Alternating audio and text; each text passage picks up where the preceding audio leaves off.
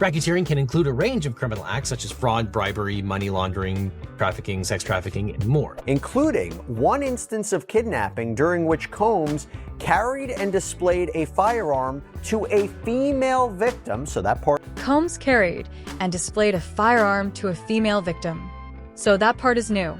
A viral video claiming that music mogul Sean Diddy Combs collapsed in court after hearing a possible life sentence sent shockwaves through social. I know I made a request today for what we were calling a gag order, and I'm not going to walk out of court and do anything other than listen to everybody, but you believe all proof. Believe the facts. This video is proof. Hands down. In a stunning courtroom appearance that left onlookers buzzing, Sean Diddy Combs, once a titan of the music and entertainment world, cut a shocking figure as he faced a laundry list of fresh allegations. The man who had once commanded global stages and red carpets now shuffled into a wood-paneled New York courtroom looking unrecognizable.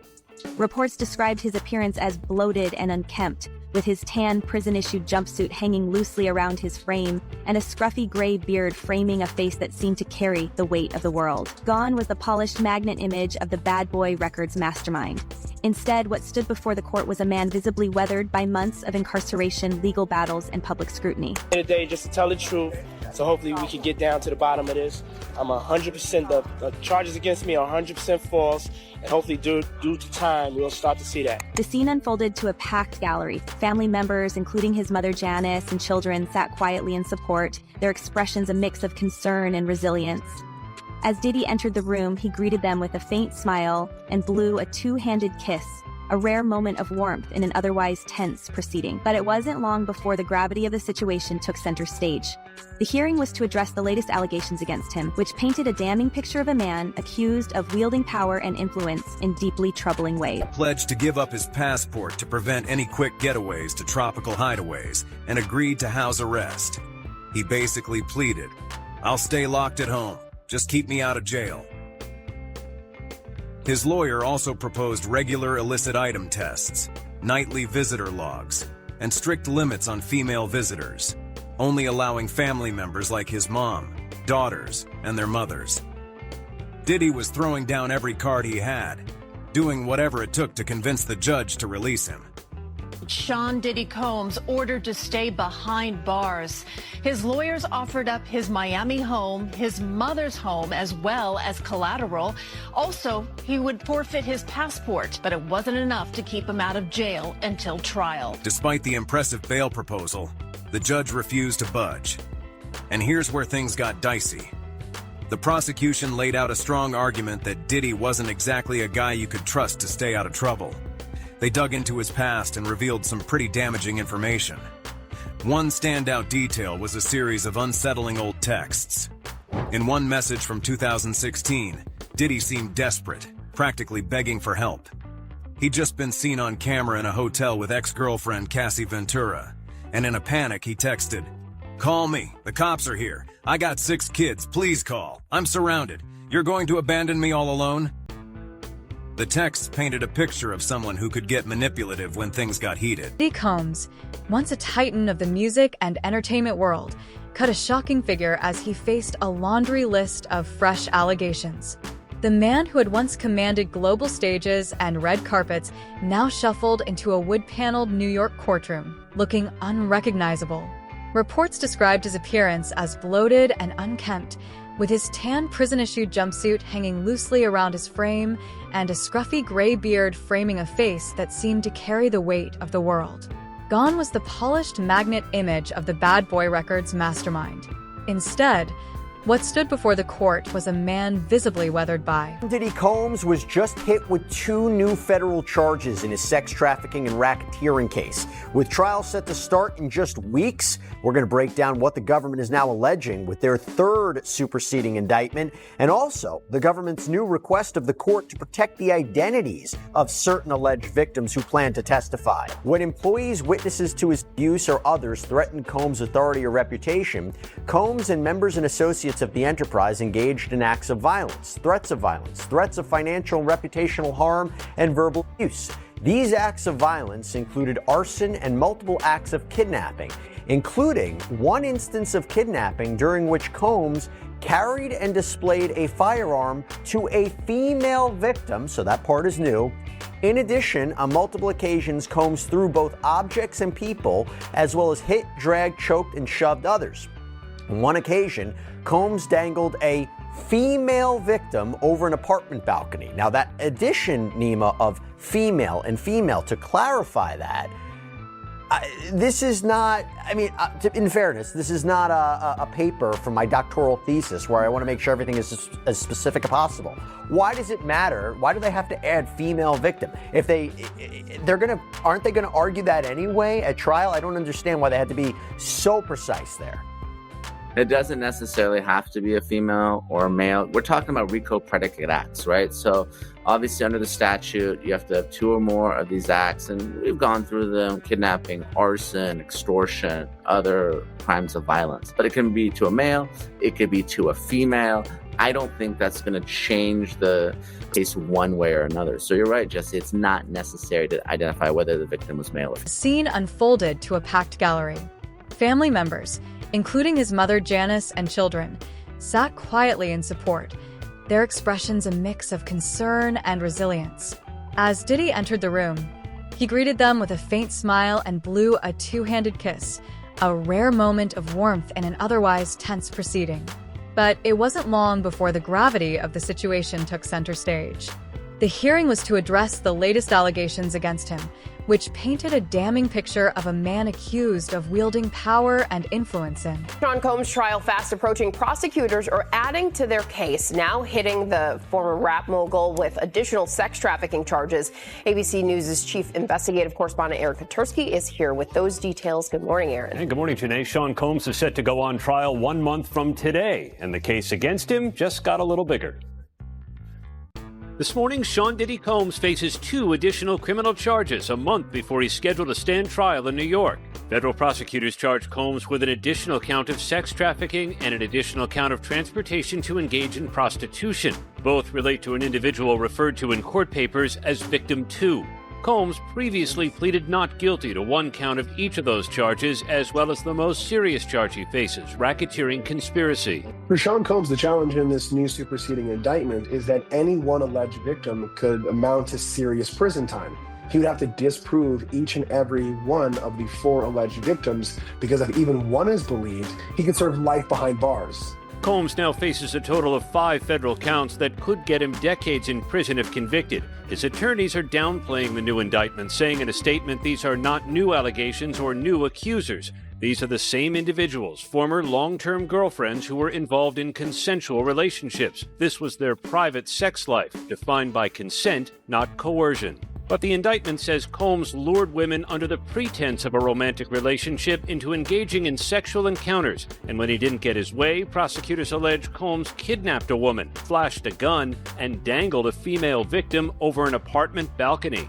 Rapper Sean Diddy Combs' sex trafficking trial is now set to begin next year, and prosecutors are hinting that they could potentially bring new charges against the music mogul. Chanley Painter here with all the details. Chan. Hey, Todd and Carly. So May 5th, 2025, that is the day Sean Diddy Combs' trial is expected to begin. And according to those inside the federal courtroom yesterday, Combs was all smiles, wearing a jail uniform and shackled at the ankles.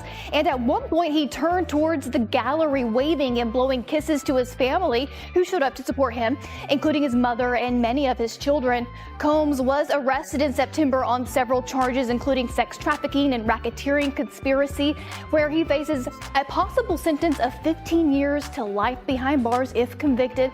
And during yesterday's hearing, attorneys discussed issues regarding the evidence discovery process, including the data extraction of nearly 100 electronic devices seized during searches of Combs' residences. Prosecutors making clear in court, quote, "Our investigation is very much ongoing," and they hinted that additional charges against the music mogul are possible. But here's what his defense team told reporters after court. He's making an adjustment. He had his family here today to support him. We really want to put an end to all of the clowning that we see on the internet. This is a serious proceeding with serious consequences, and all of us are addressing it accordingly. Combs is being held at the Metropolitan Detention Center in Brooklyn. Hard he had doing whatever it took to convince the judge to release him. Sean Diddy Combs was ordered to stay behind bars. His lawyers offered up his Miami home, his mother's home, as well as collateral. Also, he would forfeit his passport, but it wasn't enough to keep him out of jail until trial. Despite the prosecutors in New York have filed their third superseding indictment against Sean Diddy Combs. The new indictment adds an additional charge of sex trafficking and an additional charge of transportation to engage in prostitution.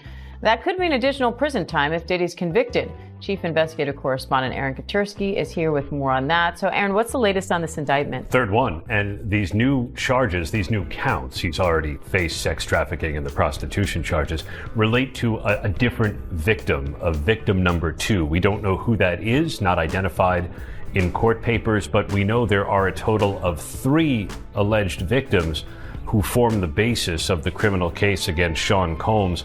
So now with the additional counts, it brings the total number of charges that Diddy is facing to 5. So he's looking at the possibility, as you say, of extra prison time potentially if he's convicted of those. So what's next in this case now? And any response from Diddy? We haven't heard yet. We've asked Diddy's team for any kind of a response. He has previously pleaded not guilty to sex trafficking, transportation to engage in prostitution charges, along with the big count against him, the racketeering conspiracy that exposes him potentially to the most prison time if he's convicted. His legal team, I would imagine, would say the same thing, that he didn't do any of this. And the next step is for him to go on trial. It's scheduled to begin on May 5th with jury selection and opening statement. The twist: the footage is entirely misleading. Despite the explosive title, no life sentence has been issued and no collapse was recorded. Instead, behind the sensational visuals lies a story of courtroom maneuvering, relentless accusations, and a high-stakes legal drama that is only just beginning. As we peel back the layers of this controversy, we ask, is Diddy caught telling more lies in court, and what proof does the judge have? How deep do these allegations run, and can his legal team hold up under mounting evidence? Let's dive into the details that reveal the true chaos behind the headlines. Possible that this is all in reference to Dawn Richard? Maybe. Although I will tell you, she didn't, in her lawsuit, necessarily allege that she engaged in sex acts per se with Sean Combs. She said that he assaulted her. Although I will tell you, she did indicate in her lawsuit that Combs' assistant, so an employee, engaged in group sex with Combs and other men. But why add this specific paragraph in a superseding indictment, right? Well, maybe supporting her potential testimony as a key witness in the case, or whoever will testify. And what you are seeing, though, is how much prosecutors may be relying on forced labor to support their underlying racketeering charge. Remember, this is the main charge of this case. It's a charge that carries potentially up to life in prison. So they really, really want to get Sean Combs on this. And in order to get to racketeering conspiracy, count 1, prosecutors need to show underlying crimes to get to that charge, need to show the criminal enterprise. What were the illicit activities this alleged criminal enterprise were involved in? And forced labor may be a more straightforward way to get there. And to give you an idea about what we're talking about with forced labor, this is how it's defined under the United States Code.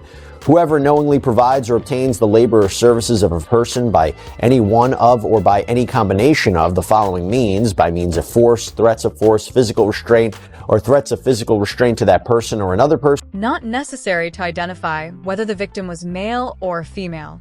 In the midst of this unfolding legal drama, the stakes for Sean Diddy Combs couldn't be higher. The charges stacked against him are not just a series of accusations. They're a ticking time bomb that, if detonated in a conviction, could confine him behind bars for the rest of his life.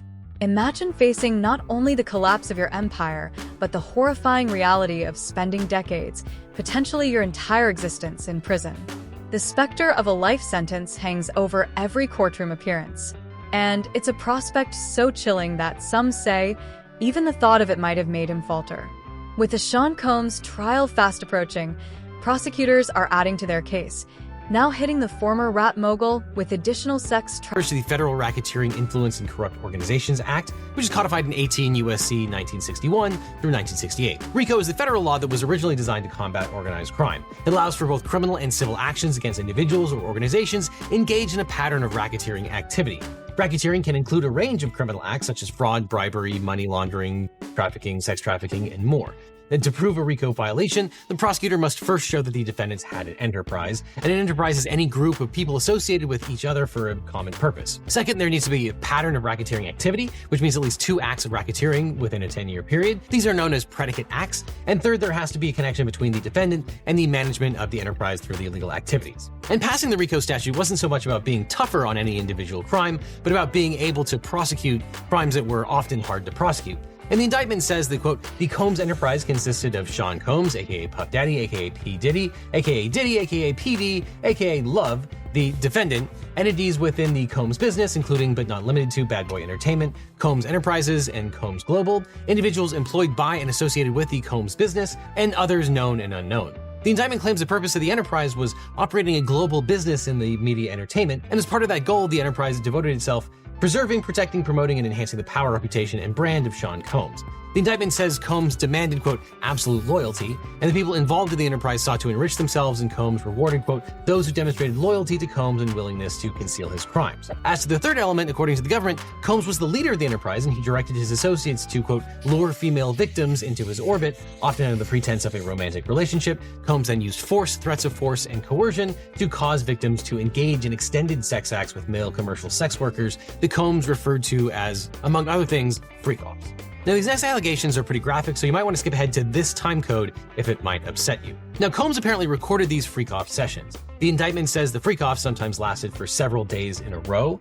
Quote, during freak-offs, Combs distributed a variety of controlled substances to victims, in part to keep the victims obedient and compliant. Sometimes unbeknownst to the victims, Combs kept video he filmed of victims engaging in sex acts with commercial sex workers. After freak-offs, Combs and the victims typically received IV fluids to recover from the physical exertion and to pull this off, Combs needed the cooperation of dozens of people. And the indictment says just about everyone in his orbit was in on it. Quote, supervisors, security staff, household staff, personal assistants, and other Combs business employees. These employees were responsible for the logistics, like booking hotel rooms, setting up lighting, stocking the rooms with lubricant and linens, arranging travel for the victims, and delivering IVs and cash. Now, you're probably wondering whether these people could face charges for participating in these events. Well, hold that thought because we'll get there. But during the freak-offs, the victims were subjected to serious physical abuse, including punching, kicking, dragging, and having objects thrown at them. At times, their injuries took weeks to heal. And Combs maintained control over the victims by, quote, physical violence, promises of career opportunities, granting and threatening to withhold financial support, and by other coercive means, including put Johnny Depp on the stand. It's always a high-risk strategy. It worked for you. If you were representing Sean Diddy Combs, would you put him up? Well, we put Johnny up because he was telling the truth. So that was a very easy decision to make, and he had the burden of proof. And frankly, we couldn't have stopped him even if we wanted to, but we didn't want to. And telling the truth as he did over several days, if you're not telling the truth, skilled attorneys on the other side are going to puncture that. So I believe in that system. I think in this case, I don't think he's got any choice. Given that video, he's got to explain it. He's got to say that he's terribly sorry for it, but that was an aberration. That's not who he is. He simply has to say that. He has to own it and say, I did a horrible thing. I'll regret it the rest of my life. But that doesn't mean that I engaged in sex trafficking. And he's got to look the jury in the eye and say that, and say it convincingly. If he is found guilty of all charges, how long could he be convicted for? How long could he be sentenced to? I'm afraid that he may never see the light of day. I mean, these are extraordinarily serious felonies that he's been charged with. So if he's found guilty on some or all of them, I think he'd be a very old man by the time he's out, if he gets out at all. This conduct was going on for decades, over 10 years, we know for sure. So it's very likely that the prosecutors are meeting with people, building their case, and it may be the situation where the prosecutors actually don't want celebrities to reveal any information, because it could be a situation where in court, it really tanks your case. If, let's say, hypothetically, you had Ashton Kutcher or someone say, yeah, I was attending the freak-offs during these period of times. This is the conduct I observed. He makes that statement in the media. Mm-hmm. Then, when prosecutors are preparing for that case, Well, the defense has great cannon fodder for cross-examination. Right. Let's say Ashton Kutcher makes that statement a year before the case goes. The defense now has a year to think about how they're going to cross-examine that witness. Fair. And that could make the case a lot worse for the government. Or if he says something in the media that's contradicted by something that he said at another time. The question I would have is, celebrities are very private, obviously.